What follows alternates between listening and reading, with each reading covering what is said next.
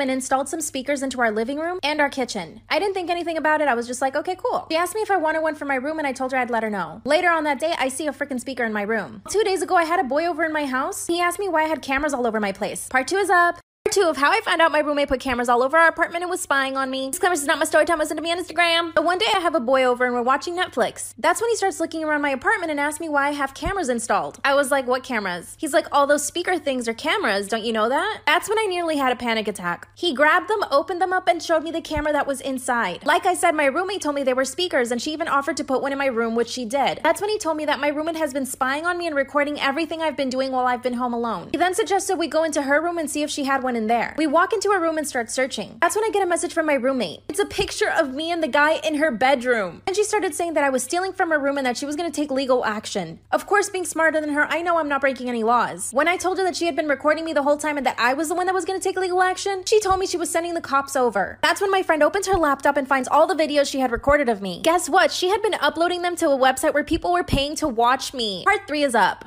Part 3 of how I found out my roommate put cameras in our apartment to record me and sell it on the internet. Disclaimer, this is not my story time. It was sent to me on Instagram. After I found all the footage on her laptop, I went straight to the cops. The cops came back with me to my apartment, and when she arrived, they arrested her. Then she started saying that she had no idea how any of that got there, and that the guy that sold the speakers, aka the cameras, to her was just some guy that she met on the street, and that she thought she was getting a good deal. She says that he was probably the one that was spying on us. But obviously, all the proof is on her laptop. She was selling my videos on 4 websites. And guess what? She was making a lot of money. She only spent 2 nights in jail. Her dad is a pretty powerful guy, so we got her out of jail. Her parents want to give me money so that I won't talk about it again because they say that it's going to ruin her future acting career. I don't know what to do. Should I accept the money and never talk about it again? Or should I expose her? I mean, she's really not famous or anything. I could take the money and expose her later on if she does become famous. But I did reach out to all her old roommates and friends and told them what she did. One of her roommates even told me she did the same thing to her. I'm also considering getting a restraining order. What do you guys think I should do?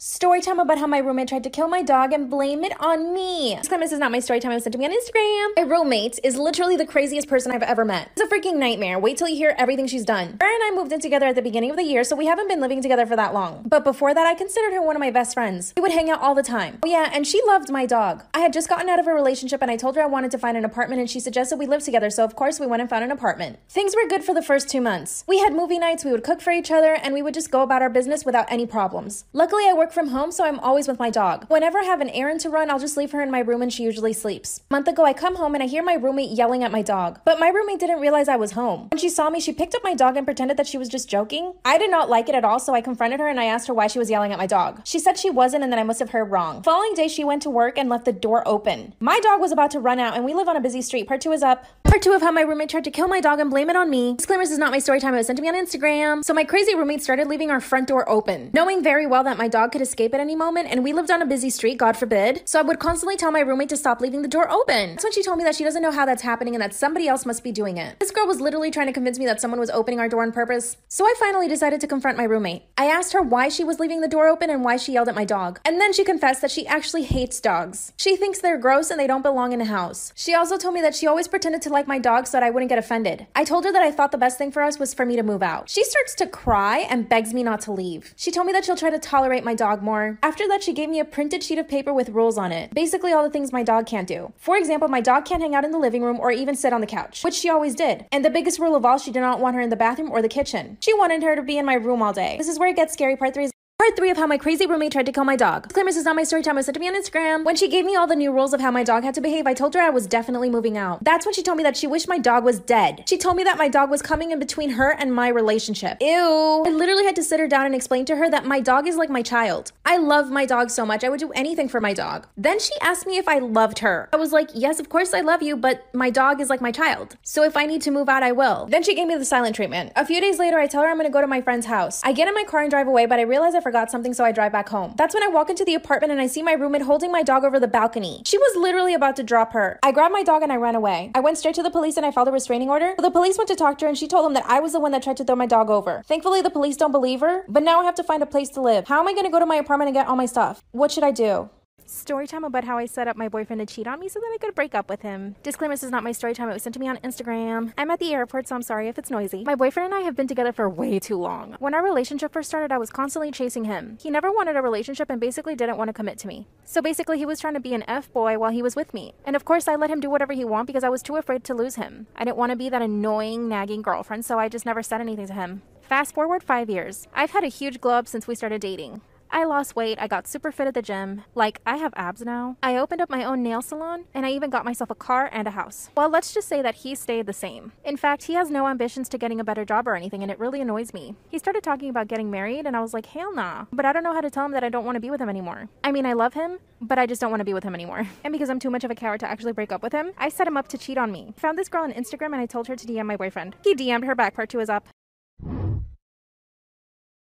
Part 2 of how I got my boyfriend to cheat on me so that I could break up with him. So I got this girl on Instagram to DM him. And this girl was totally his type. Basically, she looked like me, but with blonde hair. So she sent him a little DM. He wasted no time and he got back to her. That same day, they set up a freaking date. So I told this girl that all she had to do was go out with him. Like, meet him at a restaurant, but that was it. Little did I know that she had a crush on him. And it makes sense now thinking about it because my friend recommended her. And my friend afterward told me that she actually had a crush on him. A few days later, she sent me a picture of him sleeping in her bed without a shirt on. And she basically tells me everything that happened. So now I have all this proof. But guess what? I actually got really pissed. It broke my heart because I didn't expect him to do that. And he was totally avoiding all my calls and messages. He finally came over to my house and that's when I showed him all of the receipts. All the pictures and messages between him and the girl. That's when he told me that she drugged him and forced him into doing it. Of course, I knew that wasn't true. Then he pulls out a ring and asked me to marry him. That's when he got on his knees and started begging. Part 3 is up. Part 3 of how I set up my boyfriend to cheat on me so that I could break up with him. Disclaimer, this is not my story time. It was sent to me on Instagram. As he's begging on his hands and knees for me to marry him, that's a call from the girl that he cheated on me with. He puts the phone in his pocket and he started acting all nervous, so that's how I knew. That's when I told him to show me his phone. Then he ran to the bathroom and threw it into the toilet. Then he locked himself in my bathroom and basically begged me for 3 hours to stay with him.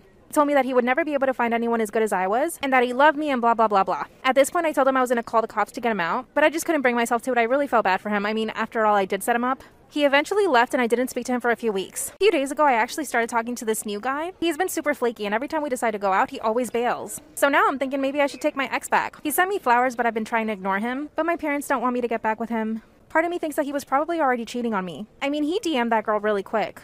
I honestly don't know what to do, and I'm even starting to feel guilty about what I did. At the same time, he totally shouldn't have cheated. What do you guys think I should do? Story time about how I ended up with 2 sugar daddies that I met at the strip club. Disclaimer, this is not my story time. It's sent to me on Instagram. I have been a tripper for 2 years. And yes, I will be referring to myself as a tripper. A few months ago, I started looking for new ways to earn money because I don't want to be a tripper for the rest of my life. Well, around that time, a group of guys came into the club. One of them was super nice and he kept tipping me all night. He literally just talked to me the whole night. He didn't even get dances from other girls and didn't ask me to do anything else other than just talk. I basically made my entire rent just from all the tips he gave me. By the end of the night, he had asked me for my number and I gave it to him, which is super uncommon. I never give out my number, but this guy was really nice. A few days later, we went out to dinner and he asked me if I wanted to be his sugar baby. I said yes immediately. Ever since then, we hang out once a week and he pays me on average $4,000 a month. A few months into our arrangement, he asked me if I wanted to quit the strip club. I said probably not, but he told me that eventually he wanted me to. A few weeks ago, this new guy comes into the club and he also asked me to be his sugar baby, so I said yes. This is where things get scary. Part 2 is up. Part 2 of how I ended up with 2 sugar daddies I met at the trip club. Now I basically have to choose between one of them. Disclaimer, this is not my story time. It was sent to me on Instagram. So this other guy comes into the club and asked me if I want to be a sugar baby. I immediately said yes. This man owned several businesses and everyone knew him around town. A week into our arrangement, he started becoming really jealous. He was constantly asking me if I had a boyfriend or if I had other sugar daddies. Of course I said no. That's when I realized I had to hide everything from both of these guys. Luckily, the second sugar daddy traveled a lot. He would FaceTime me all the time and even asked me to turn on my location. The only reason I put up with it was because he was giving me $7,000 a month. That's when sugar daddy number 1 asked me to quit the club again. And I basically said yes because I was getting enough money. I didn't realize it then, but he basically took that as me saying that I wanted to be in a relationship with him. That's when he started wanting to come over to my place all the time and basically spend every single day with me. So I would tell him I was going to the gym, but really I was going to go see my other sugar daddy. Then sugar daddy number 2 asked me if I wanted to move into a better apartment, and he became my co-signer. Part 3 is up. Part 3 of how I ended up with 2 sugar daddies and I had to choose between one of them. Disclaimer, this is not my story time. It was sent to me on Instagram. So sugar daddy number 2 offers me an apartment and wants to be my co-signer. And the apartment was so beautiful. It was 2 bedrooms, had a washer dryer inside the unit. It even had a doorman and a pool and everything. It was a huge step up from the place I had. This is when sugar daddy number 1 started getting really suspicious. He asked me how I could afford it. Then I broke the news to him that I had a second sugar daddy. He freaked out and told me I needed to choose between him or the other guy. I can't tell sugar daddy number 2 because he's super jealous, but my gut tells me to go with sugar daddy number 2. He pays me more money and gave me the apartment, but number 1 is super nice. But number 2 travels all the time, so I don't have to see him all the time. I don't know. What do you guys think I should do? I love my new apartment though. What do I do? Story time about how I saw my best friend's dad on a date with our ex-friend. My best friend Alex and I are both 17 years old. When we were younger, around 11 to 12 years old, we had a friend named Lauren. Alex has a really big house with a lot of cool stuff, so every week we would go over for a sleepover in her den. It would be me, her, Lauren, and a few other girls. Lauren started saying that she had a crush on Alex's dad, which we all thought was weird, but we kind of just ignored it. However, it started getting weirder when she started going into detail about wanting to be with him and have his children. Alex finally had enough and told her that it was going too far. She told her that if she kept saying things like this, then she wouldn't be able to come over anymore. It seemed like it got through to Lauren and everything was fine for a while. We eventually grew apart from Lauren, and even though we were still friends, she stopped hanging out with us over time. She would still talk about Alex's dad though, just not directly to Alex. At one point, she even said she had given a BJ to him, but he wasn't even in the country when she said it happened. He was on vacation with Alex and her sisters at the time, so no one believed her. One day, I went to a mall kind of far away with my brother and saw Lauren and Alex's dad together. They were being extremely affectionate, and I snapped a picture of them because he's still married. This is when my brother told me that it's not our business and we need to stay out of it. Part 2 of how I saw my best friend's dad on a date with our ex-friend. I ended up telling Alex after school and showed her the picture. She immediately wanted to find Lauren and confront her, but once she calmed down, we decided to go to Alex's mom first. Her mom is an extremely calm woman, but when we told her and showed her the picture, she blew up. Apparently, Alex's dad had cheated on her mom before, and the girls he's been showing interest in have been getting younger and younger. She's had her suspicions for a while. She calls him and tells him that he needs to get home ASAP. When he arrives, she confronts him and he thinks that it was Lauren who added him, trying to cause issues in his marriage. He starts out by saying Lauren has been causing issues for years and making things up.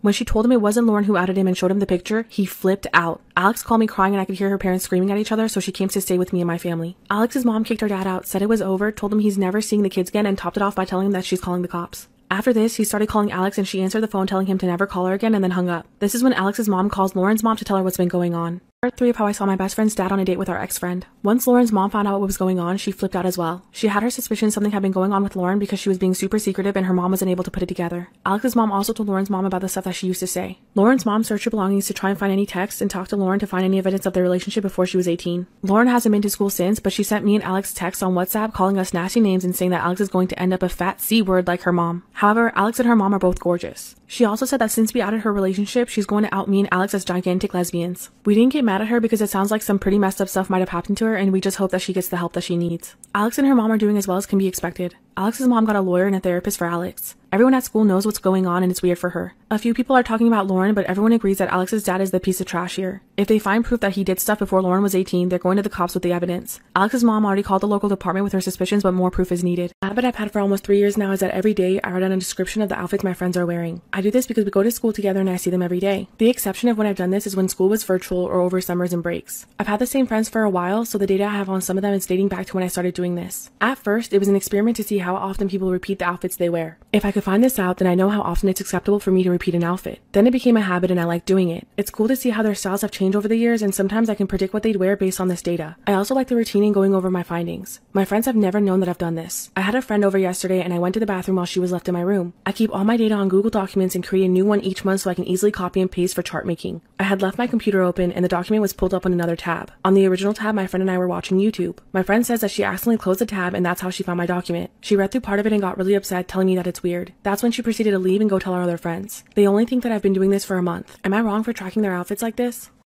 Part 2 of how my friends found out I've been documenting their outfits for 3 years. I asked my friends if I could talk to them, and over the weekend when we were all free, we talked over FaceTime. I explained to them why I started keeping track of their outfits, how long I've done it for, and why I kept doing it. I told them that I was sorry for not telling them and I didn't realize it would make them upset. I told them I'd delete the information if they like and I'll stop doing it if they want me to. 2 of my close friends on the call said that they understood what I was doing better now. They said they didn't really mind that I was recording their outfits, but they would have liked to know first. I promised to run it by them if I do something I think might bother them in the future. They asked for me to show them my data, which I did, and they asked me to send them a copy because they said they honestly found it interesting. My other friend, the one who originally found the data, said that she was a little creeped out by it, but thanked me for explaining. She apologized for reacting so strongly without giving me a chance to explain, and I told her that it's fine and I don't blame her. We're all back to getting along now. My friends are great people. They're a little weird too, which is why we make such great friends. I love them and I'm glad they're so understanding. Lastly, for the people who asked if I have OCD, I'm not sure and I won't be able to get tested until I'm an adult because it's not something my parents would approve of. Fanatic Friday, the 300-pound cannibal. On the morning of February 6, 1996, a young 10-year-old boy named Zachary Ramsey left his home in Great Falls, Montana for his walk to school. However, he never made it. 25 years later, rumors and theories have surrounded his disappearance, but the most common is that Zachary Ramsey met a brutal end at the hands of a cannibal. A man named Nathaniel Bar-Jonah was walking alongside the road near a school as a detective passed by. The detective noticed Bar-Jonah and realized that this man was impersonating a police officer by his blue nylon jacket and fake badge. When looking into Bar-Jonah's background, there was an evident thirst for blood. It started when he lured his 5-year-old neighbor to his home and tried to strangle her. He was only 7 years old at the time. When he was 12, he sexually assaulted a 6-year-old. A few years later, he tried to lure 2 boys to a nearby cemetery. Luckily, one of them had a bad feeling about it and convinced the other to leave. Bar-Jonah later stated that he was planning on killing the pair. At 18 years old, Bar-Jonah abducted and assaulted another young boy, proceeding to strangle him. him. A witness had seen the abduction take place and called the police. The boy was found near the point of death in his car. Barjona was only sentenced to a year's probation. While on parole, he abducted and assaulted a 9-year-old girl, throwing her out of his vehicle. This never got back to his parole officer, and his tirade didn't stop there.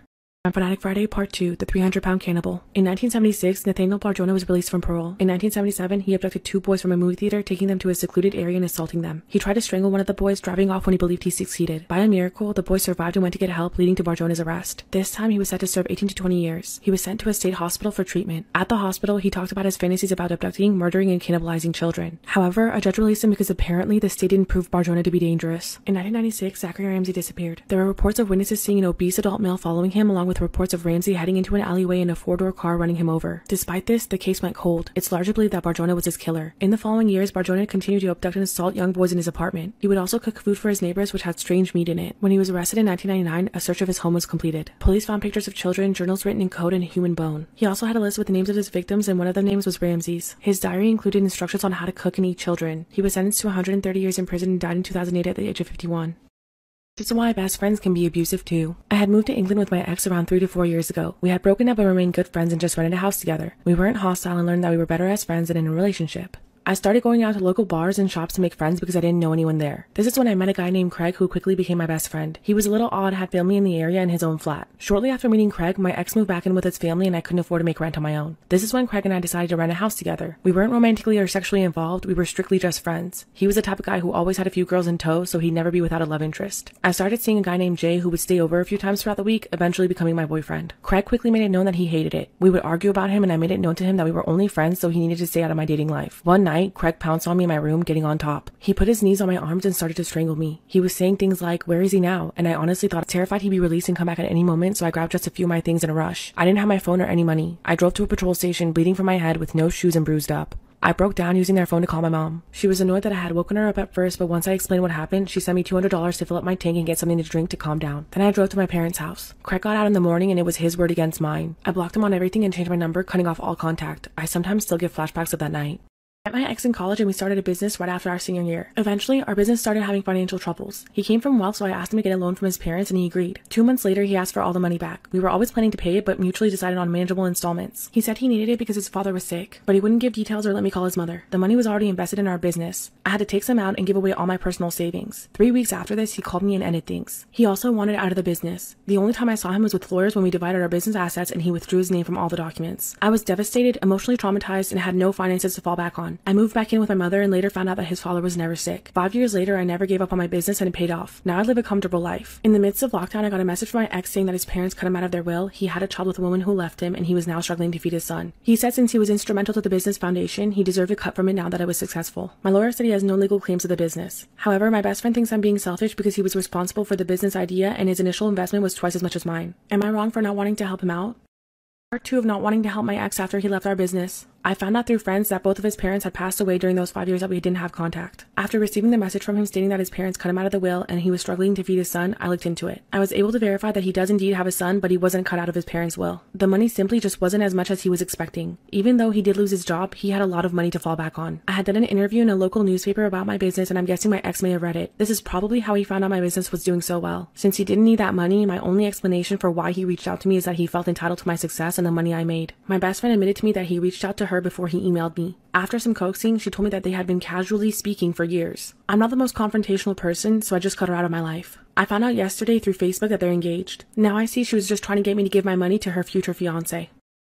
Taking custody of my sister's 3 kids back in 2018 after she left them alone for 2 weeks to go on a drug bender. It was a huge transition for the kiddos because not only did they have to switch schools and daycares, but they also wouldn't be able to see their mother anymore. I've adopted the kids and have full custody of them. They're doing better now and leading happier lives. Recently though, my sister was released from prison and wants to see them. She called me begging to have a visit with them and telling me that I could give them back now because she was out of prison. I've had a talk with the 9-year-old and he says he doesn't want to see his mom yet. He told me that he still hates her for leaving him alone. The girls have no memories of her. The smallest was only 3 months old the last time she saw her. I feel like I could have helped them foster a better relationship with their mom, but I don't want to force them to meet her if they don't want to. My close family has told me that the oldest doesn't know what he's talking about and it's my fault the little ones don't remember their mother because I didn't take them to see her when she was in prison. They also told me that it's my responsibility to force them to meet her even when they don't want to because it's what's best for them and they shouldn't grow up without their mother. I've spoken to a professional about this and they said it should be up to the kids. Am I being a jerk to my sister by not letting her kids see her if they don't want to? Part 2 of not letting my sister see her kids. I gave my oldest 2 weeks to really think about whether he wanted to see my sister or not. I figured that his original decision might have been made out of anger, so I wanted to give him time to make such an important decision. Ultimately, he decided that he did actually want to talk to her. I was a bit surprised, but we set up a Zoom call between them with me supervising. Right before the call, he admitted to me that he wanted to talk to her just to see if she'd say sorry. She didn't. Instead, she opened the call with, "Hello, it's been so long. I guess you're ready to come home with me now?" That's when she noticed I was sitting there with him. She immediately launched into accusations of alienation, followed by saying if I don't give the kids back, then she'd call the police and say I kidnapped them. My oldest was disgusted and asked her if she was going to apologize to him. She had the audacity to ask what for. At that point, he shut off the Zoom call. I asked him if he was okay, but he spent the rest of the afternoon in his room by himself. That night, he told me that he never wanted to talk to her again. I told him he didn't have to talk to her again if he didn't want to, and we'd never give him back over to her. Before now, I honestly never considered myself as their parent, even after legally adopting them. Now I realize those kids are my kids and they're going to be for the rest of my life. This is why you might not want to use Facebook to find a roommate. My sister and I work in the medical field and we're renting a house together. The rent was pretty high and we quickly decided that it would be helpful if we got a roommate. However, after weeks of looking, we still couldn't find anyone. My sister and I were desperate and posted in the Facebook groups about needing a roommate. This woman in her late 30s named Tammy answered, and we were excited that we had found our new roommate. When we met her and talked to her, everything seemed normal. She seemed nice and put together. My sister's in residency and I'm in nursing school, so we made it clear that we needed a respectful roommate who understood our schedules. When she first moved in, everything seemed to be going well. After the first week, I had a friend come over to hang out. While my friend was there, Tammy came into my room and introduced herself. I could smell the alcohol on her breath as she spoke, and she started hitting on my friend. She kept telling her how she was down for hot girl bye shit. She was doing this all while aggressively petting my labradoodle. Luckily, my friend just laughed it off and we assumed that she was drunk. Then Tammy went to her room and after about 10 minutes, we started hearing moaning coming from her room. She didn't have any guests over and we tried to ignore it at first, but the moaning escalated to screaming. We could hear things being thrown around in the room as well. After 20 minutes of this, we got worried and went to get my sister.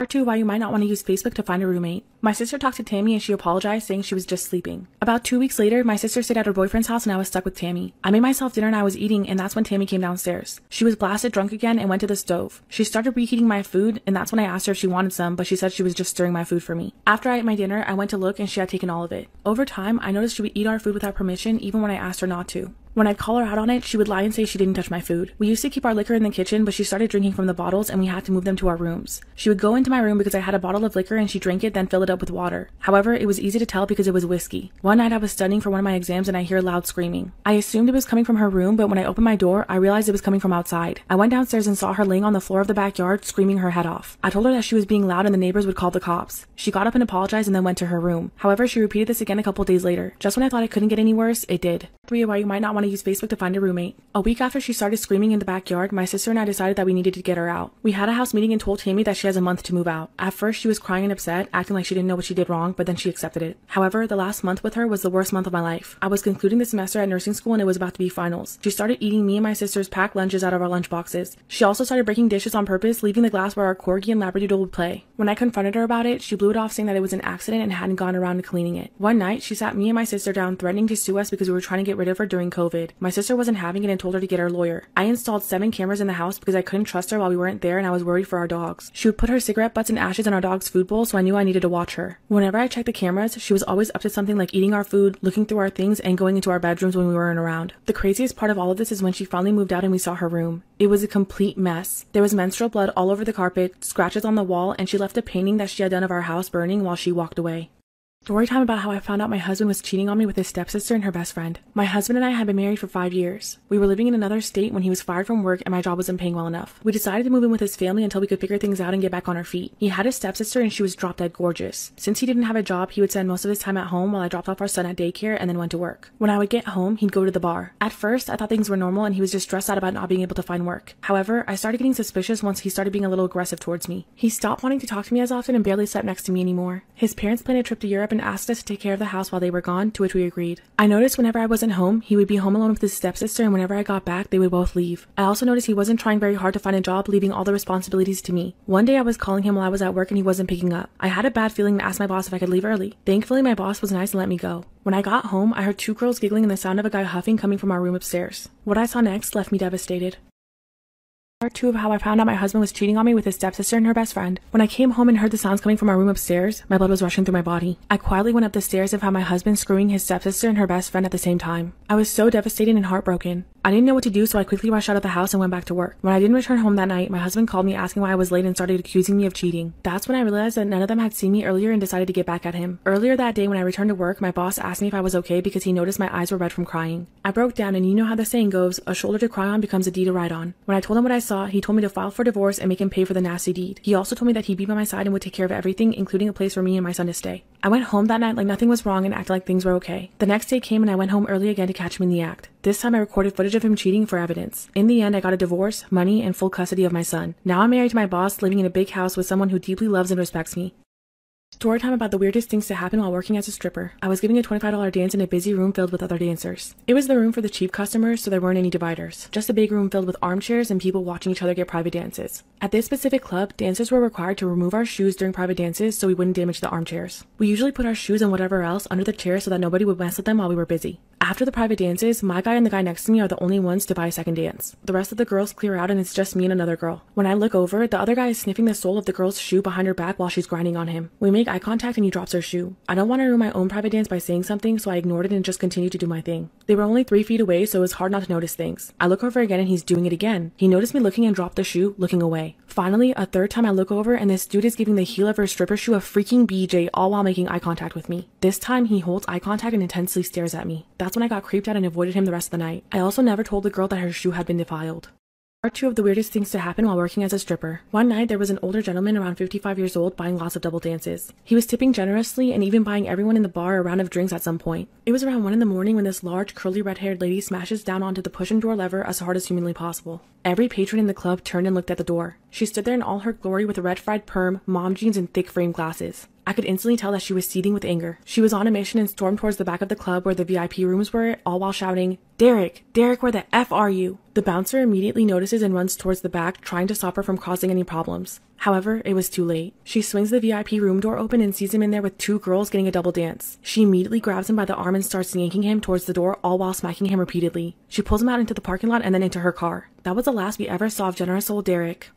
Storytime about how my crazy ex-girlfriend is trying to control my life, take over my Instagram, and keeps DMing girls on Instagram to block me. Disclaimer, this is not my storytime, it was sent to me on Instagram. So most of you know that this girl DM'd me and asked me to block her boyfriend. Well, I contacted her boyfriend, told her about it, and he told me his storytime about her. I met my crazy ex last year. We actually started talking at a party. We live in the same city and have the same friends, so I knew about her. After the night I met her at the party, I decided to ask her out. I mean, she looked like a normal, sweet girl, but little did I know that she was gonna make my life miserable. So we started following each other on Instagram and exchanged phone numbers. We went to the beach and had a really nice first date. Again, super sweet girl. We went out on 3 more dates before I asked her to be my girlfriend. On the 4th date, she came over to my family's house and we had lunch. Of course, she made the best impression on my entire family. I mean, she kind of seemed like too good to be true, you know? She was super cool, easy to talk to, and really funny. The only person out of my family that did not like her was my sister. My sister told me that she got the impression she was only acting the way she thought I wanted her to act. I told her she was being paranoid and to give her a chance. So about 2 weeks into us dating, she started staying over at my apartment. But here's the thing, she basically moved in. She brought over a bag of clothes, her toothbrush, moisturizer and shit, like girly stuff that I just had no idea about. I didn't say anything to her, but in my mind I was like, whoa, this is moving a little too fast. A few days later, one of my friends had his bachelor party. So of course I told her that I was gonna go and she got really mad. She told me that if she couldn't go to the party, then I shouldn't go at all. I explained to her that this party had been planned for months now. She then grabbed my phone and called my friend whose bachelor party it was, and she basically asked him if she could come. My friend thought it was super weird, but eventually said yes. So my crazy girlfriend got herself invited to the bachelor party. And guess what? It was at a trip club. So she spent the entire time telling me that she was super uncomfortable and didn't let me have fun at all. I barely spent time with my friends and the bachelor because she wanted me to stay with her because she felt so uncomfortable. I asked her if she wanted to go home and she said yes. I told her I'd go get her a cab, but she started to cry and told me that I needed to leave with her too. That's when I put my foot down. I mean, for her to show up to the party was bad enough, but now she's asking me to leave? I told her I was not going to leave with her and that she needed to give me space. She started begging and crying. I couldn't believe my eyes. She had never behaved this way before. I put her into the cab and she went home. Then she ignored me for 4 days and I had to beg her to talk to me. I told my sister what was going on and my sister got really angry. She said it wasn't normal for her to be behaving that way so early into the relationship and that I shouldn't be begging her. So I stopped. A few days later, she shows up to my apartment angry because I stopped chasing her. She told me that clearly I didn't love her. Mind you, we hadn't told each other we loved each other. When I told her I didn't love her back, she started yelling and running up and down the hallway in my apartment building. I told her to calm down and one of my neighbors came outside and asked if she was okay. She ran into my apartment and pretended like nothing had happened. This is where it gets crazy. Part 2 is up. Part 2 of how my crazy ex is trying to take over my life, my Instagram, and keeps DMing girls to block me. Disclaimer, this is not my story time. It was sent to me on Instagram. So a few days after she ran up and down my hallway acting all crazy, I asked her if she wanted to take a break. Of course, she said no. And she told me the best thing was for her to move in with me. Like, what? I mean, I had one foot out the door and this girl was trying to move in. Then I just had to be honest with her. I told her I didn't like how she invited herself to my friend's bachelor party, how she ruined the night for me, and then basically acted all crazy. I mean, we had only been dating for 2 weeks at that point. She started to apologize and told me if there was anything I could do to forgive her. I felt bad for her, so I told her I'd give her a second chance. Worst decision of my life. Then she was suddenly back on her best behavior. This is when she started asking me questions about Instagram. She wanted to know who were the girls that I followed on Instagram. So I told her they were just girls that I didn't even know. Then she pulls out her phone and shows me my Instagram and starts scrolling through the list of all the people I follow. One by one, she started pulling up profiles and asking me if I knew the girls. I told her that if it bothered her that much, then she should just stop looking at my Instagram. That's when she told me she wanted to check my DMs just for her peace of mind. Of course, I had been DMing with other girls, but that was before I even started dating her. So I basically told her that she would find conversations from before we started dating. I made her promise not to get mad, and she promised. I gave her my phone and she started checking my DMs. She saw there were no new conversations, but she asked me if she could read through the other messages with other girls. I mean, some of these girls were only friends. I put my foot down and I said no to give me my phone back. She refused and started trying to read those conversations. So I snatched my phone from her hand and told her that she was being crazy. Later that night, when I went to sleep, she decided to go snooping on my Instagram again. Unfortunately for her, I caught her. And when she gave me my phone back, she had changed my password. So I couldn't even get into my Instagram anymore. So of course, I broke up with her and told her to leave. A few days later, my sister heard that my ex was telling everyone she broke up with me because I hit her. Everyone was believing her. She even called my boss and told him that I had been abusing her for weeks. Thankfully, my boss didn't believe her. He knows me since I was a kid and knows that I would never touch a woman like that. That's when I heard from girls on Instagram telling me that my ex was telling them to block me. And that's when I heard from Esther Tanya. 4 days ago, my sister bumped into my ex and confronted her about everything. She told my sister I cheated on her, that I hit her, and my sister punched her. She even threatened to press charges against my sister. My mom had enough and reached out to my ex's mom. By the way, my ex's mom had no idea she was doing any of this. Her mom called me and told me that she had done things like this before, and that the best thing for me to do was just to ignore her and hope that she didn't do anything else crazy. What do I do? Story time about how I exposed my abusive, toxic boyfriend. Disclaimer, this is not my story time. It was sent to me on Instagram. My boyfriend is and has always been very charming. He has a ton of friends and everyone loves him. He's a very good-looking guy and girls are always chasing him. I met him 2 years ago at a party. I had heard a bunch of stuff about him. I heard that he was a player and that he cheated on all of his girlfriends. So when he came up to me at the party, I was really cold. I basically told him I didn't want to talk to him and that I would never give him my number. And unfortunately, this made him try even harder. He could never take no for an answer. He spent an hour trying to convince me to go to have breakfast with him the next day. He was so charming and so good looking. Of course, I eventually said yes. Even a few of his guy friends at the party told me not to go. But of course, I ended up going with him to breakfast the next day. We hung out a few times and then he told me that he liked that I wasn't easy. He told me that I was different from other girls and he asked me to be his girlfriend. I said yes because I was starting to catch feelings. One night we went out with his friends and he started calling me stupid in front of them. Part 2 is up.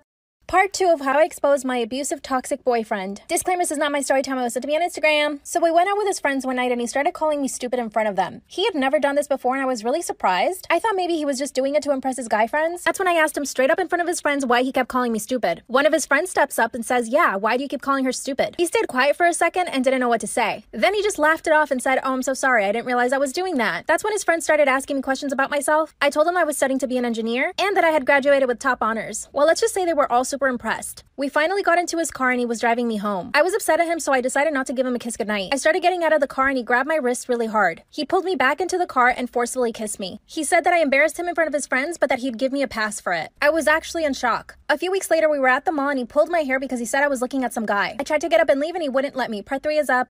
Part 3 of how I exposed my abusive, toxic boyfriend. Disclaimer, this is not my story time. It was sent to me on Instagram. So at the mall, he pulled my hair back because he thought I was looking at a guy. Then I tried to get up from the table, but he wouldn't let me. That's when he said he was going to have to control me more from now on, because clearly I was trying to look for other guys. Then he dropped me off at my dorm room and insisted on coming up. I told him I didn't want him to and that we should reconsider the relationship. I told him he needed to cool off and reconsider how he treated me. That's when he started to cry instantly. He started apologizing and told me that I was right. Then he told me that he loved me. We hadn't used that word before. I didn't realize at the time that he was totally manipulating me. And unfortunately, I decided to give him another chance. A few days later, he asked me why I didn't tell him I loved him back. I told him I just wasn't sure. Then he started yelling at me, telling me that there were so many girls ready for him to be single, and that he had a girl text him every single night, but he would say no just because of me. So I told him I loved him. After that, he was a lot nicer, until one night he slapped me. Part 4 is up.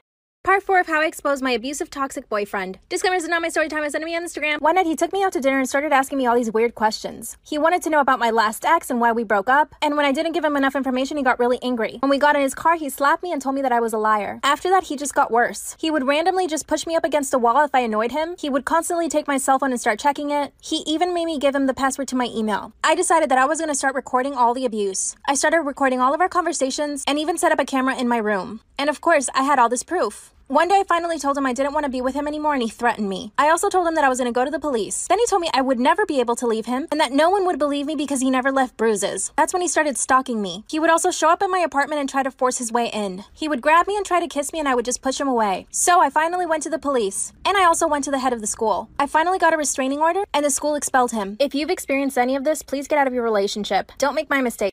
Story time about how I found my husband using Tinder and all the freaking dating apps. Claim this is not my story time. It was sent to me on Instagram. Once again, I'm at the airport, sorry. My husband and I were both total sluts when we met. He was seeing like 10 girls when I first met him, and I was dating 3 guys at the time. Well, let me tell you, neither of us trusted each other, like not one bit. Eventually, he asked me to be his girlfriend, and I really wasn't sure if I wanted to say yes, but I did. He is so good looking. Like everywhere we go, we get told we're such a good looking couple. So we know we're both pretty good looking. To be fair, we were both addicted to Instagram. I would get tons of DMs from guys, and sometimes I would answer. And I know that he was getting DMs from girls, although he never told me. We dated for a year and then he asked me to marry him. Of course, I said yes. I thought this was his way of telling me that he was going to commit to me 100%. After 6 months of being married, I started getting really suspicious. He would never leave his phone unattended. And if we were having dinner, he would always put his phone face down. I know you all know that's a red flag. Basically, he was hiding his phone from me like all the time. One night, we got super drunk and I made sure to wait until he fell asleep. I got on his phone and found Tinder, Bumble, and Hinge. Part 2 is up.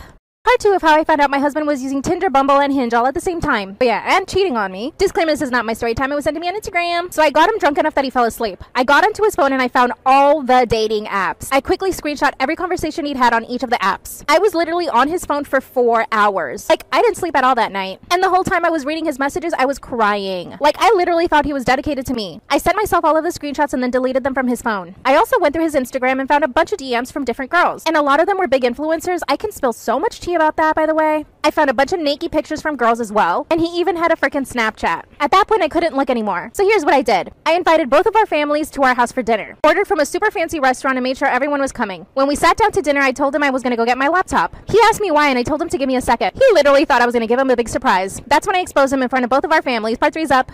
3 of how I found out my husband was using dating apps, cheating on me, and I exposed him in front of both of our families. So as everyone is sitting down and having dinner, I start a slideshow of all the DMs, pictures that had been sent between him and all these girls. Yes, I was petty enough to make a slideshow. My husband looks at me and tells me to take it down. Of course I didn't. That's when his mom got up from her chair and slapped him straight across the face. Of course my husband started crying instantly. His dad even grabbed him by the shoulders and shook him. My family was in shock. They were so disappointed in him. Mind you, him and my mom had a great relationship. He hung out with my family all the time. That's when I asked him for a divorce and I told him I wanted everything. By the way, my husband and I own a business and he's got his own money. So I ended up taking more than half of the business, 3 out of the 4 cars that he owns, and lots of money. But here's the thing, I still love him. Even though I have my own apartment and we live separately, he comes over all the time for, you know what? Like, we still love each other and still like each other, but I can't get past the fact that he actually cheated on me. He's asking for me to go back with him, but honestly, I don't know if I should. Once a cheater, always a cheater, right? But I'm gonna expose myself. I cheated on him too. What do I do? Story time about how my carefree friend got rich by listening to the universe. I have a friend named Paige who's a free spirit. She believes in going with the flow, not stressing and letting the universe decide what happens next. I've always been more of a planner and kind of a workaholic. Paige always said that I work too hard and need to relax. She'd say I stress about things too much and the universe already has a plan for me, so I should let it run its course, but I never listened. I've had 2 jobs and I've been in school full time for as long as I can remember. I always believe that if you want something, you have to work hard for it and make it happen. I never believed in just sitting back and waiting for things to happen for me or leaving it up to the universe, as she'd often preach. However, maybe I should have slowed down and taken her advice. Over a few years, Paige and I drifted apart. She messaged me one day telling me that she was coming back to town and she'd like to visit me while she's here. I was absolutely shocked when she pulled up in a brand new Tesla. Paige never really cared about money and didn't really work besides selling her natural healing oils, which paid okay but nothing crazy. I hopped in and noticed she also had an expensive designer bag, eco-friendly of course, and expensive jewelry on. When I asked her where she got all this from, she told me that the universe got it for her, which is something that I'd expect her to say, but it didn't make any sense. What she was about to tell me changed my outlook on things and made me think that Paige's ideas and beliefs weren't so far-fetched after all.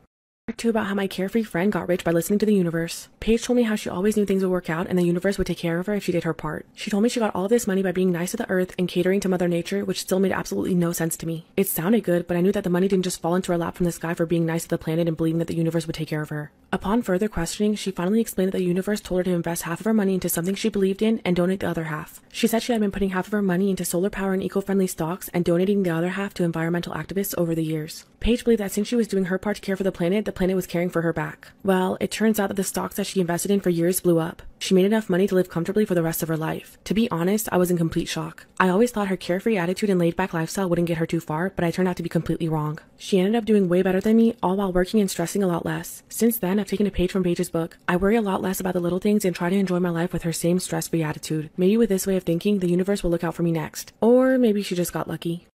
Storytime about how half of my coworkers got fired after management found our hidden break room. I used to work for a department store a few years back. One day, one of my coworkers pointed out a door in the back room, hidden off in the corner, and asked if anyone knows what's back there. Feeling adventurous, we asked the shift lead we were cool with to come with us and unlock it. It led to what appeared to be an electrical room, and behind that there was another door that led to a huge storage area that no one knew about. The storage room had old dusty promotional displays from 10 years ago and other random items that looked ancient, leading us to believe that no one had been back there in quite some time. The three of us started sneaking off and taking our breaks in the storage room, slowly inviting coworkers we trusted to come hang out. We ended up making it our secret break room that only some of us knew about. However, the secret didn't last long. Rumors of a secret hangout spot started traveling around the back room pretty quickly. Slowly but surely, more and more of our coworkers started frequenting our secret hangout spot. One night, a few of the guys snuck in a bottle of alcohol and it turned into a 10-minute break of passing the bottle around while the song Shots played on someone's iPhone. There were also rumors about the overnight shift finding the secret break room and sneaking in to do the nasty. I knew management would find out soon, and sure enough, they did. What they found back there was enough to fire half of my coworkers.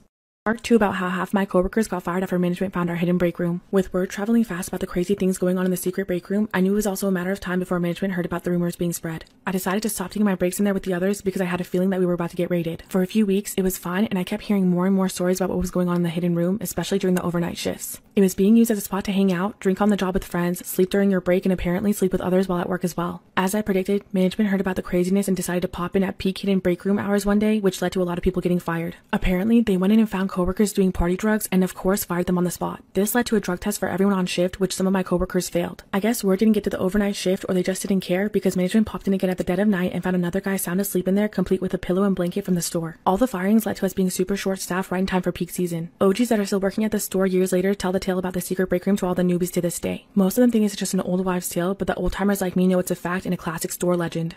Fanatic Friday, an author whose best-selling book led to his demise. In the southwest corner of Poland, on a cold December day in 2000, three friends were casting when one of them noticed something floating by the shore. At first, they thought it was a log, but as it drew closer, they quickly discovered that it was a dead body. The police were called and the corpse was carefully removed from the water. A noose was around his neck and his hands were bound behind his back. The rope had once connected his hands to his neck, binding this man in a backward cradle. This position was excruciating, as the slightest movement would have caused the noose to tighten further. A pathologist reported that this man had been starved before he was murdered and was still alive when he was dropped into the water. The victim was 35-year-old Darius Yaniszewski, who lived 60 miles from where his body was discovered. A major investigation was launched, but after 6 months and no leads, the case went cold. 3 years later, a detective picked up the case and was determined to solve it. He retraced Yaniszewski's last steps and found out that he had met up with a customer for business outside of the office but couldn't find out who it was. At one point, the detective realized that Yaniszewski's phone was never found. He knew that cell phones often bear a serial number from the manufacturer and soon found a match with the receipt obtained from Yaniszewski's wife. What he found next shocked everyone.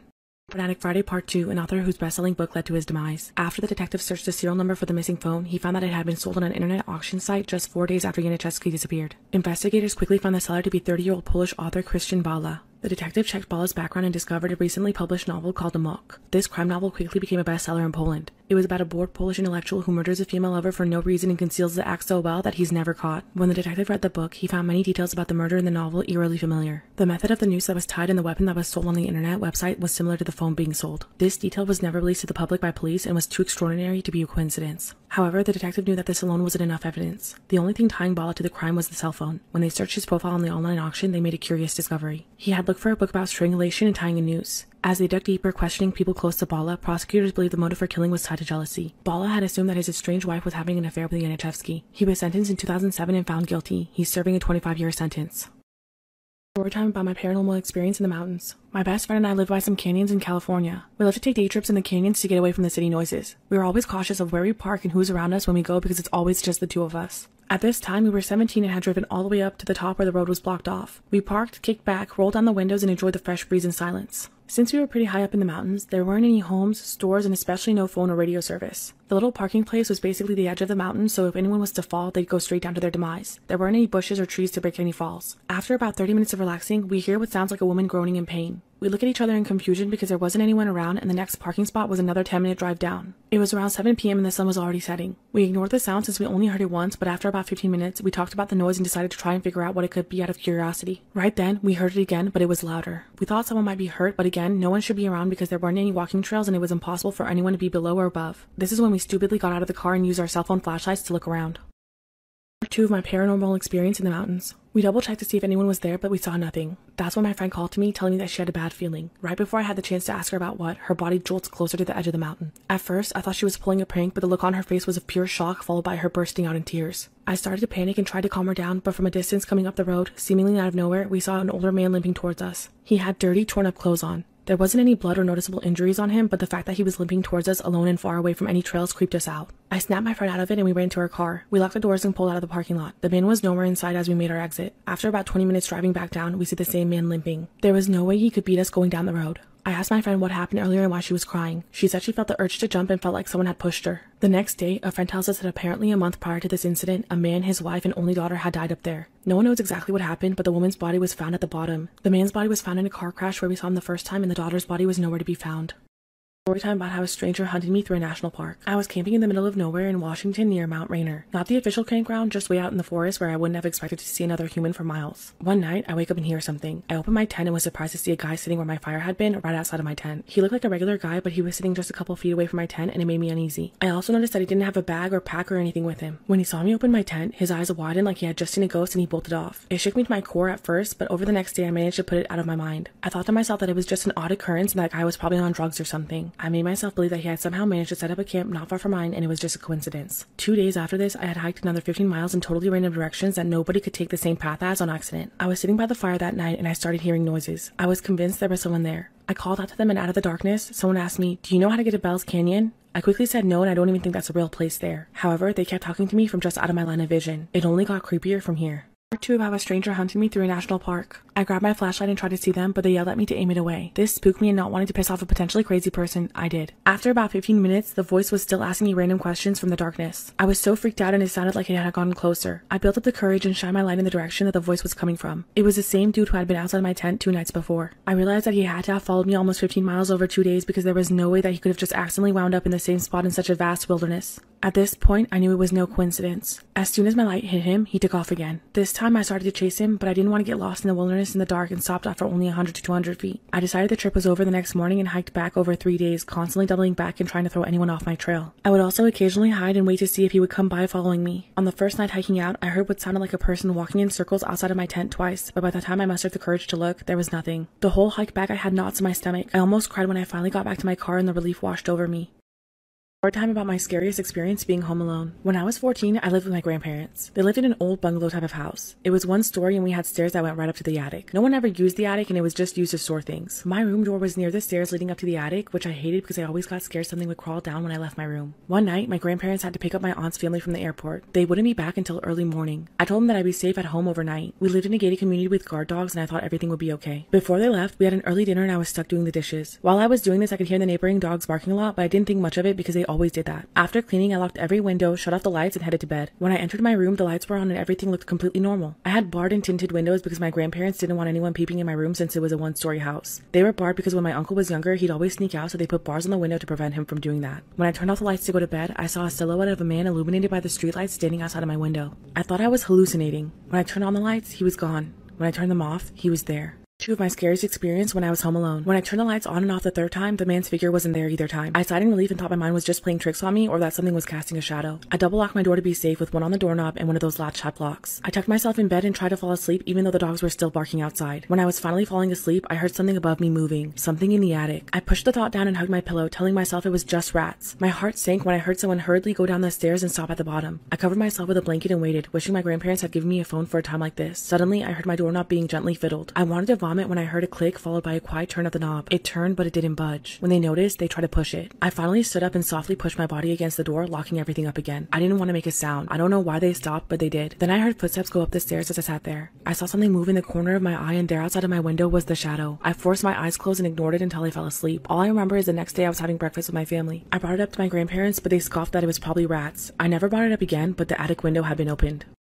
Why you never truly know someone. When I was 10 years old, I met my best friend. We were pretty much inseparable. All throughout school, we were always by each other's side. Our last names both started with J, so we had almost every class together. He was a smart kid and a model student. However, his home life wasn't the best. He also had ADHD and was bipolar. My family was like a second family to him. As we grew into adults, our views differed on what we wanted to do with our lives. He had his first child when he was 18 and split up with the child's mom, so the thought of college never sat well with him. He worked a 9-to-5 job instead to support himself. By 21, he met another woman and had a child with her. This time he was doing good. He stayed with her and was taking care of both of his children. I was really proud of him for stepping up and getting his life together. Suddenly, something inside him flipped like a switch. He randomly up and left that woman and moved to another state. I hadn't spoken to him for 2 months after he did this. One late night, I was woken up by a phone call from his mother saying that he was in jail. I asked what for and she told me that he raped a 15-year-old girl. He was caught and sent to jail. He was serving 2 years behind bars only because there were texts from that girl saying that she was 18 years old. 2.5 years went by when he finally got out. I told him he could stay with me until he was back on his feet, but he refused. Then things took a dark turn. 2. Why you truly never know someone. He decided to stay with my mom for a month instead. Every day I would message and check up on him. I would always get the same vague answer saying that he's good and thanking us for helping him out. One day, my mom called me in a panicked state. She told me that he was in his room with a knife and threatening to unalive himself. I immediately drove over and talked him down, taking the knife away from him. Later that night, I called to check up on him because I was worried. He didn't answer. I called my mom to check on him and she said that he was in his room. I asked her to go check and when she did, he was nowhere to be found. Later, we found out where he had gone that night. Apparently, he walked over to his ex-girlfriend's house to spy on her and her boyfriend. I'm not sure what shifted in him, but he walked behind the house and ripped off a piece of his shirt. He stuffed the ripped shirt in a crack of the window and set the fabric on fire. Then he just walked away. He attempted to kill his child, ex-girlfriend, and an unknown man. Luckily, no one was harmed because the adults in the house were still awake and smelled the fire. They quickly got the children to safety and called the fire department. My best friend admitted to this and has since been in jail. After this, I stopped all contact. It's been 9 years. It's crazy to think that the closest person to you can have a deep dark side and there's nothing you can do about it. You say I don't listen. I tell you I try. And we both got our own problems, but I still try to make you tired. You've been distant. You made me wait for your reply. Feels like I'm missing when I watch the time go by. You should've listened. I said I don't wanna be alone, and now I'm thinking too much bad for me, my own.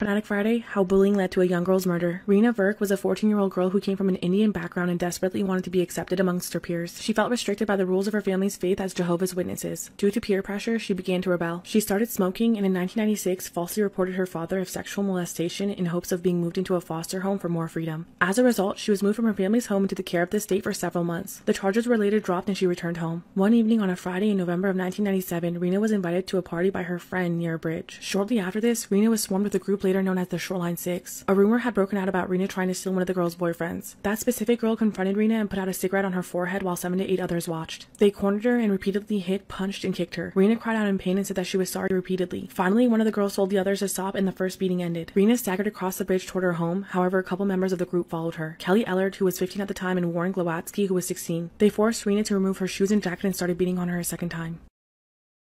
Fanatic Friday Part 2, how bullying led to a young girl's murder. The pair beat 14-year-old Rena Verk and smashed her head against the tree where she fell unconscious. They dragged her body into the gorge waterway and drowned her. Rena's parents reported her missing, but sadly, her body wasn't discovered for another 8 days. The coroner's report showed extensive damage and said that she would have most likely died from her injuries if she hadn't been drowned. She was found to have several cigarette burns on her skin and attempts were even made to set her hair on fire. The 6 girls who took part in the initial attack were prosecuted in youth court with their identities protected. Ellard and Glowatsky were charged with Rena's murder and tried as adults despite their ages. Glowatsky was convicted of second-degree murder and and sentenced to life in prison. Ellard was also convicted, but it took 3 tries to finally get her served a life sentence due to difficult circumstances. Lowatsky took responsibility for his crimes and participated in restorative justice programs, including indigenous healing circles aimed to reconcile offenders and victims. He issued an apology to Rena's parents and they accepted it, exchanging tearful hugs. Lowatsky's parole was accepted in 2010 because of this. Ellard never showed any remorse, maintaining her innocence. She was also released on parole, allowing her to live 5 days away from a residential facility.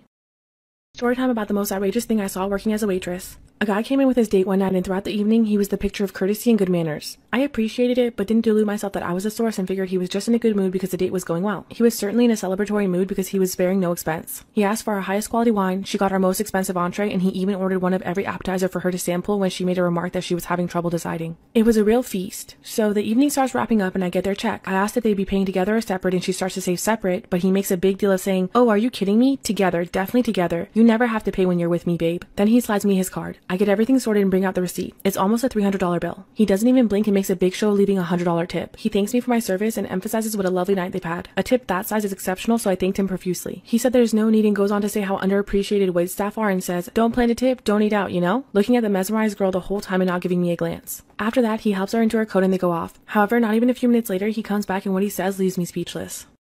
Part 2 of the most outrageous thing I saw while working as a waitress. So about 90 seconds later, he's back in the door without her, going, "I think I left my..." Then when the door shut and looking to make sure she was out of earshot, he goes, without the slightest shade of shame or embarrassment, "Mark the tip down to $20, hun. I was just playing it up for my date. You understand." Then turns to leave. I understood, but not how he hoped I would. However, I couldn't make a scene in the middle of work. That's not my place, so I just said one more time in order to give his conscience a chance to sink in. "Okay, sir, you'd like to amend your tip from $100 to $20, is that correct?" Even though I didn't show any displeasure in my voice, he shot back extremely hostile, "Yes, and if I see a cent over 20 on there, I'm going to dispute the whole meal with my credit vendor, so don't try to pull anything." The most frustrating part of this for me was not even going from over a 30% tip to a 10% tip, but rather that this poor girl was being strung along with no idea of who this guy was behind her back. It was extremely manipulative of him, which was a major red flag. I really wanted to show that girl the trick he just pulled, but I was at work and it wasn't my place. However, just in time, something occurred to me and I darted outside hoping to catch him in the parking lot.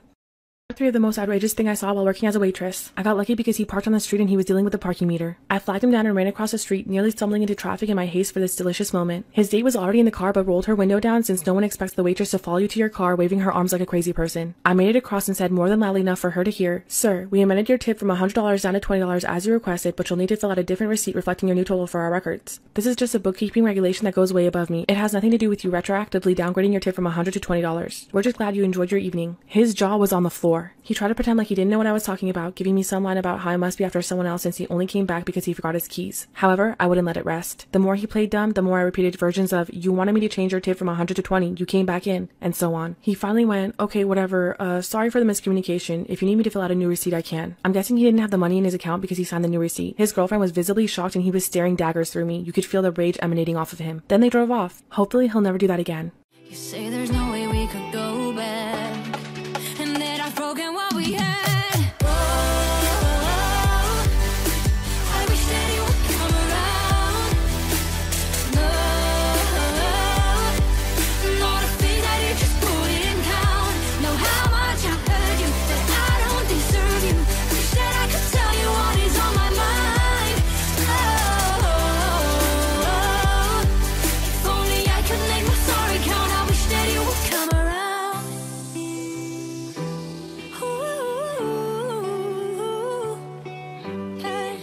Say you don't wanna talk now about the damage that's been done.